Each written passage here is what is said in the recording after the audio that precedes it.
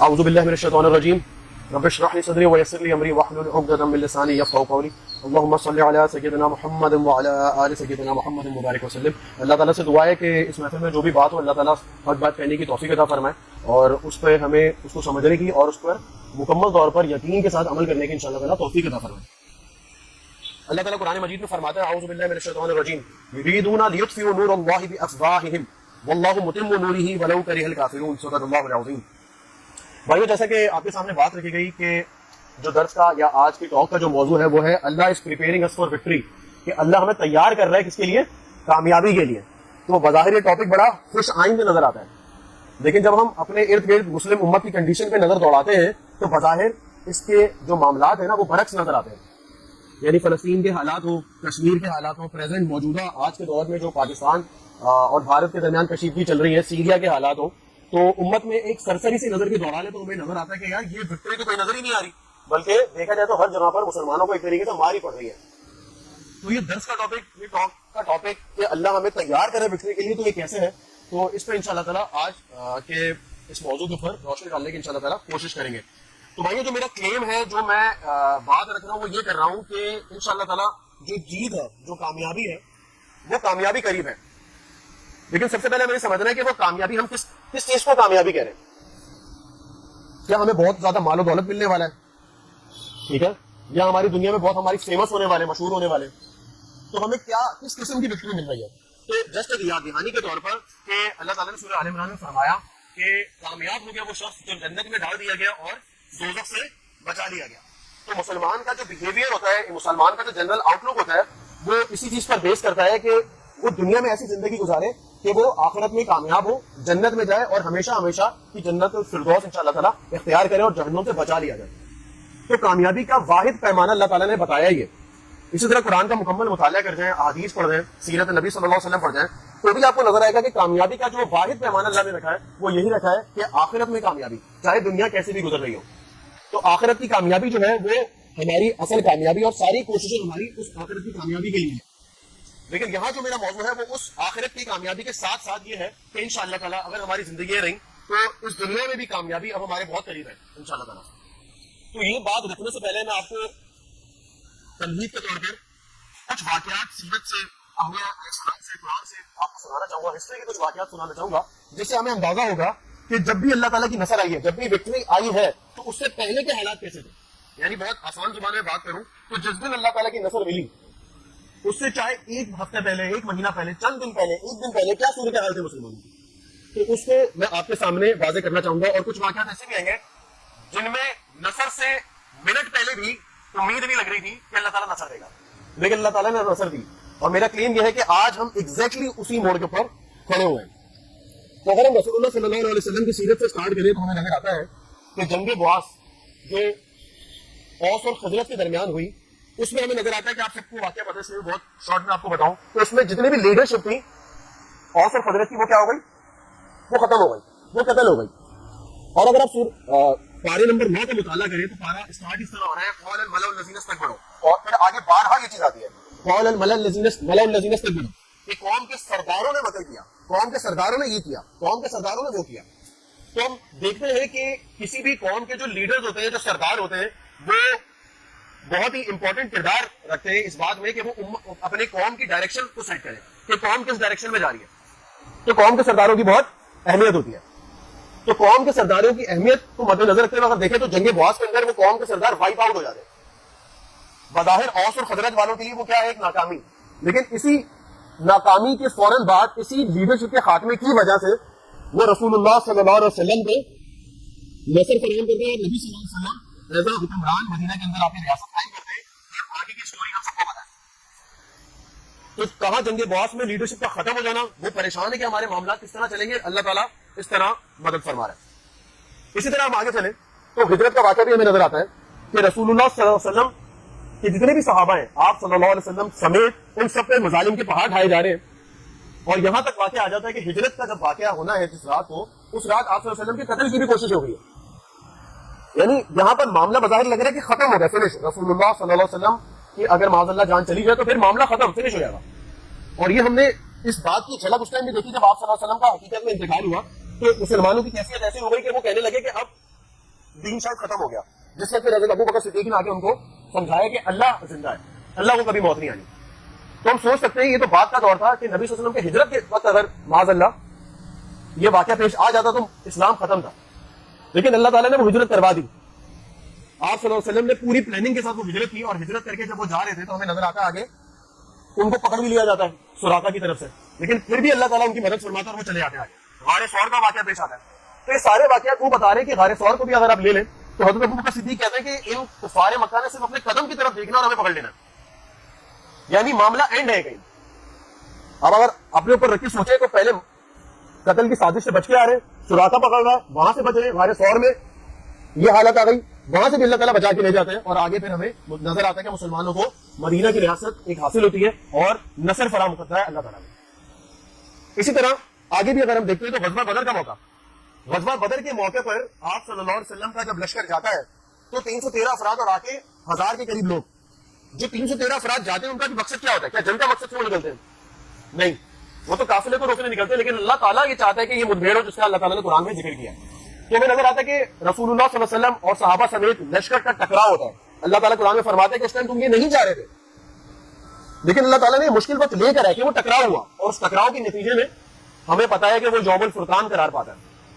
یوم بدر یوم الفرقان قرار پاتا ہے، اور وہی صحابہ ہوتے ہیں جن کا نام لے کر دعا کرنا آج بھی ایک قبولیت کا ذریعہ سمجھا جانا ہے 1400 سال بعد.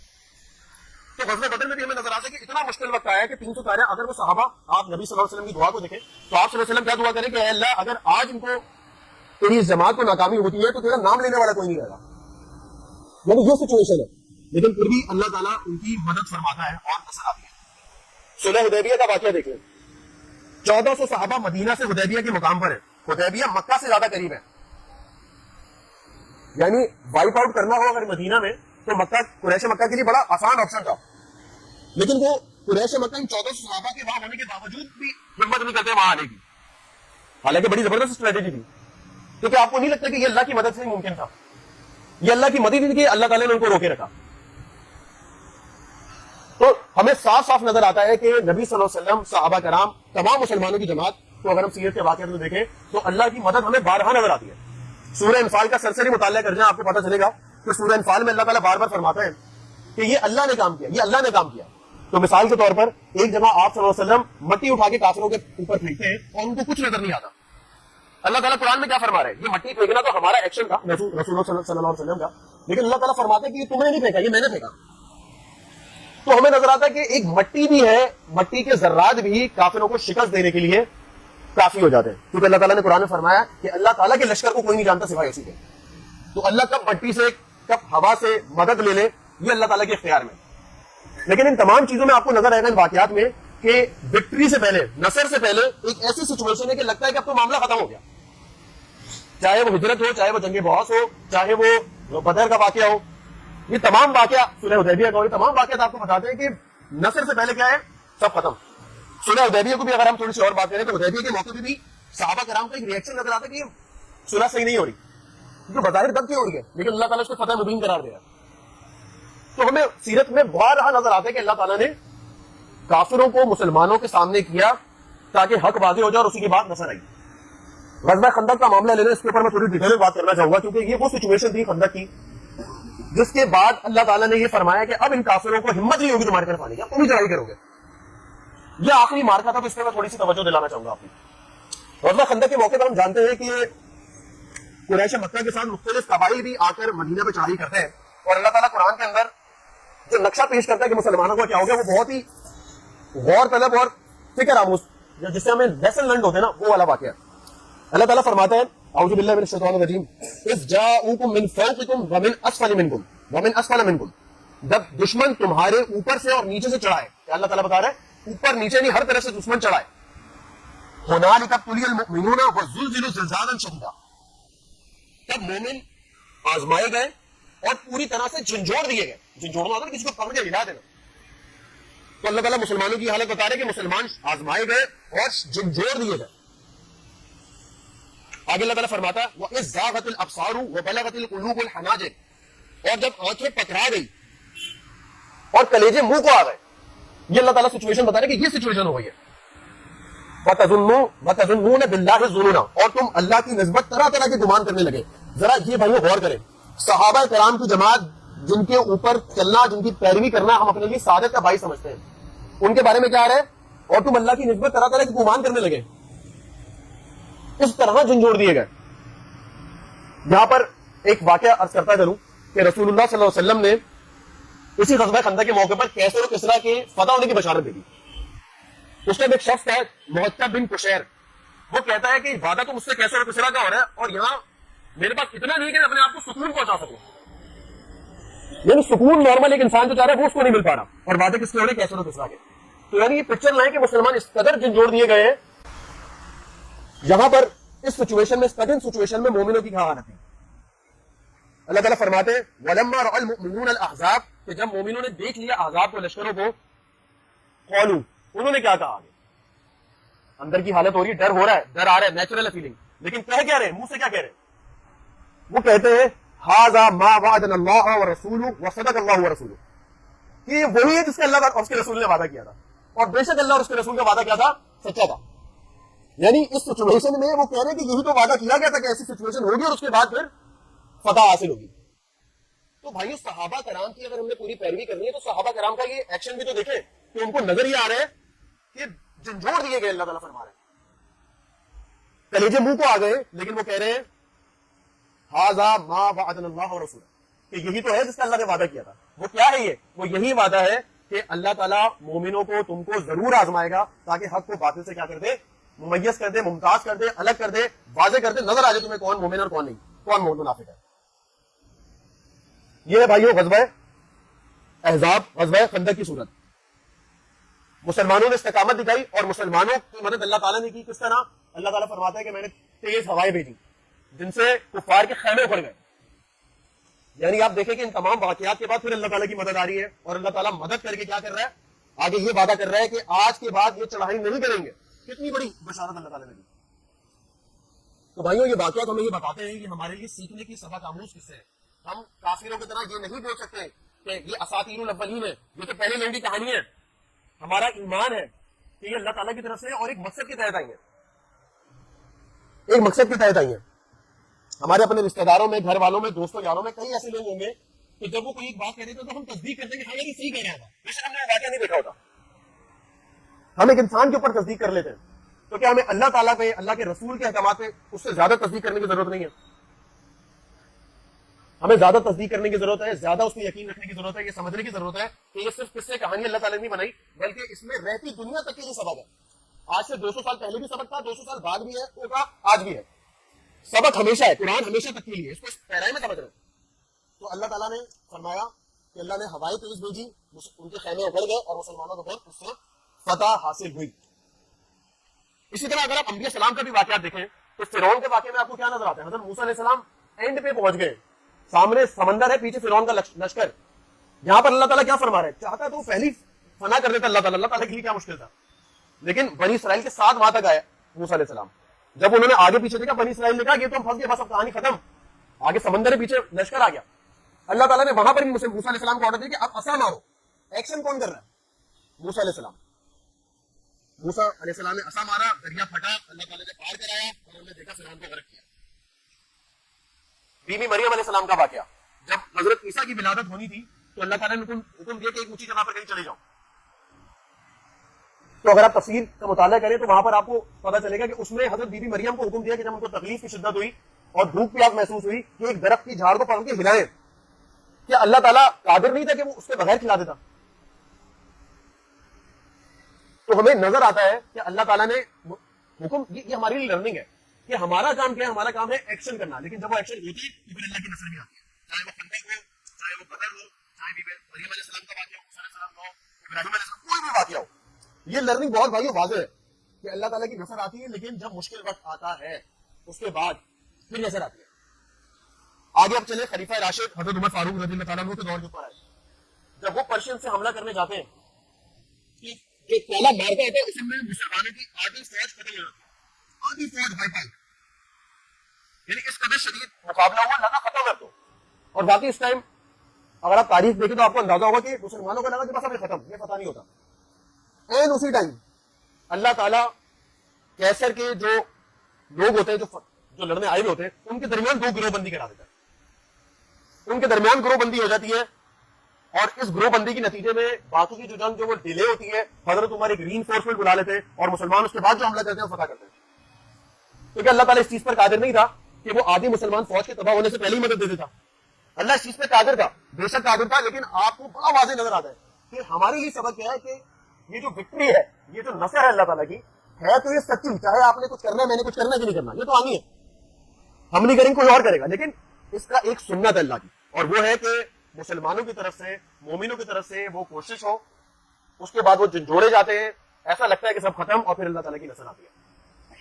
कोशिश शर्त है इसमें। इस तरह बेशुमार वाकयात जो हमें नजर आते हैं सीरत से, अपनी तारीख से, खुलफा राशिदीन की तारीख से, अंबिया अलैहिस्सलाम के हिस्ट्री से, जिसमें अल्लाह ताला ये बताता है कि ये अल्लाह की सुन्नत है। अब ये तो मैंने सीरत के वाकयात आपके सामने रखे। इसी तरह अगर आप प्रेजेंट कंडीशन के ऊपर गौर करें तो हमें नजर आता है कि जो आज कुफार है वो धड़ाधड़ अपना माल खर्च कर रहे हैं, धड़ाधड़, इतना माल भी उन्हीं के पास है, ज्यादा ताकत भी उन्हीं के पास है, वो इस दीन को मिटाने के लिए, मुसलमानों को मिटाने के लिए अपनी पूरी कोशिश कर रहे हैं, चाहे वो अफगानिस्तान वॉर हो, वहां से लेके चले, इराक की वॉर हो, अमेरिका के अंदर इसमें खुदा पड़ा वियतनाम वॉर पे इतना खर्चा करने पर, उससे 10 गुना ज्यादा अफगानिस्तान इराक की वॉर पे खर्चा, उनकी अपनी इकोनॉमी मुतासिर है, ठीक है। तो ये लोग इतना खर्चा कर रहे हैं, इतनी कोशिशें कर रहे हैं। नेतन्याहू को भी देख ले, 2 मरतबा कह चुका है कि ये खिलाफत का निजाम नहीं आने देंगे। मुसलमानों का फलस्तीन में जो, गजा में जो हाल हो रहा है और दूसरी जगह पे जो हाल हो रहा है, तो हमें नजर आता है इनकी तो पूरी कुव्वत, इनकी तो पूरी मशीनरी साथ लगी हुई है। तो यहां पर तो नजर आता है कि यार ये मामला बड़ा खराब है, लेकिन भाइयों यहां पर इस मौके के लिए भी अल्लाह ताला ने हमें गाइडेंस दी है। अल्लाह ताला फरमाता है, इन्नल लज़ीना कफरू, वो लोग जिन्होंने कुफर किया, युनफिकूना अम्वालहुम लियसुद्दू अन सबीलिल्लाह, ये अपना माल खर्च करते हैं ताकि लोगों को अल्लाह के रास्ते से रोके। सोचे प्रैक्टिकल रियलिटी मेरी और आपकी, फसयुनफिकूनहा सुम्मा तकूनु अलैहिम हसरा, ये माल खर्च करेंगे लेकिन ये माल खर्च करना उनके लिए हसरत का बाइस होगा, सुम्मा युगलिबून, और उसके बाद ये मगलूब भी होंगे। अल्लाह ताला फरमाते हैं कि बेशक काफिर लोग अपने मालों को इसलिए खर्च कर रहे हैं कि अल्लाह की राह से रोके। तो ये लोग तो अपने मालों को खर्च करते ही रहेंगे, फिर वो माल इनके हक में बाइस हसरत होंगे। तो ये माल खर्च करना भी हमारे लिए निशानी है विक्ट्री की, क्योंकि अल्लाह ताला कह रहे हैं कि जब भी खर्च करेंगे तभी तो हसरत होगी। लोग खर्च कर रहे हैं और इंशाल्लाह हसरत भी करीब है। बदर के मौके पे जो काफिला बच गया था, ठीक है, तो काफिला तो बच के निकल गया था, अबू सुफियान ने कह भी दिया था अबू जहल को कि वापस आ जाओ, लेकिन अबू जहल यही तो बताने निकला था कि यार हम यहाँ पर चर्चा होगा, हम यहाँ पर 3 दिन रुकेंगे, ताकि चर्चा हो पूरे अरब में कि कुरैश को कोई फतह करने वाला नहीं। माल खर्च करके ही वहां पर आए थे ना, तो माल खर्च करते रहे, लेकिन फिर जब कुएं के अंदर मर के पड़े हुए थे तो रसूलुल्लाह सल्लल्लाहु अलैहि वसल्लम ने नाम ले के एक बंदे को पूछा, क्या जो मैं बात कहता था वो सच नहीं थी?